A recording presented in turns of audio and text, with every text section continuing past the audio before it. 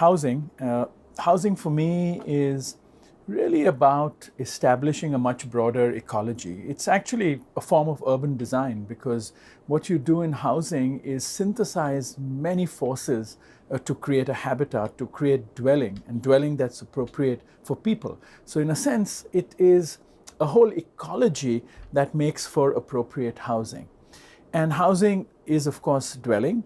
And when we use the word affordable housing, I think we kind of sometimes limit ourselves. What we should be talking about is adequate housing, because the word adequacy, I think, resonates across many factors. So it's adequacy in terms of the spatial dimensions, the space required, adequacy in terms of access to livelihoods, access to amenities. Adequacy also means cultural adequacy in ways spatial practices are played out.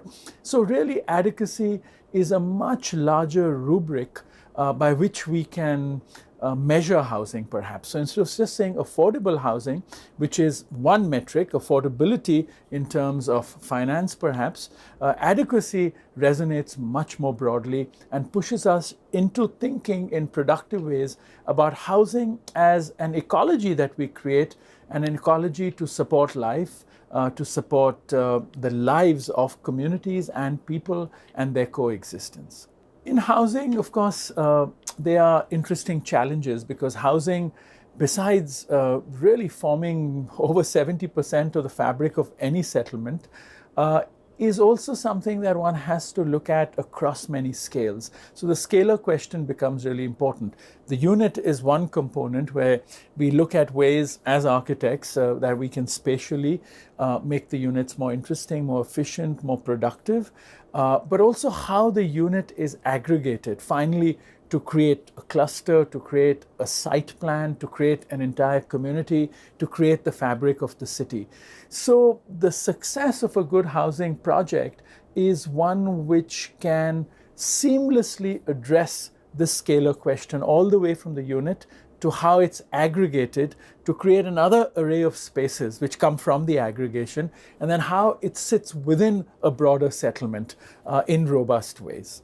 So for the competition, I think it's really an exciting challenge, because we're looking at small units, but we're looking at an incredibly broad spectrum of aspirations that the competition has laid out for everyone, the 16 or 18 points that go all the way from the design of the unit to furniture, to storage, to materiality, to challenges of maintenance, to how it gets aggregated, how it forms densities.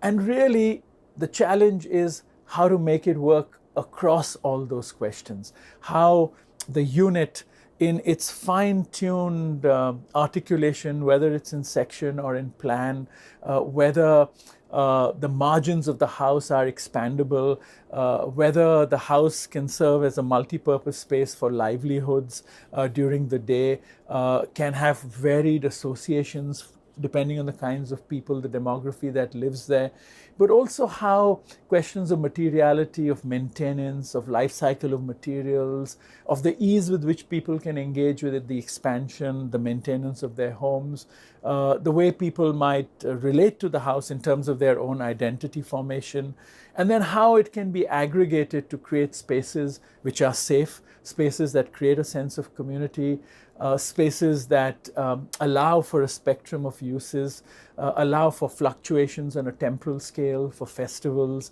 that all bring community together. So in short, I think the challenge of the competition is how, as designers, we are mindful of the scalar question. We are mindful of what society empowers us to do, which is the articulation of space, and how we can imagine all of that together to create this broader, robust ecology in which better lives can be lived.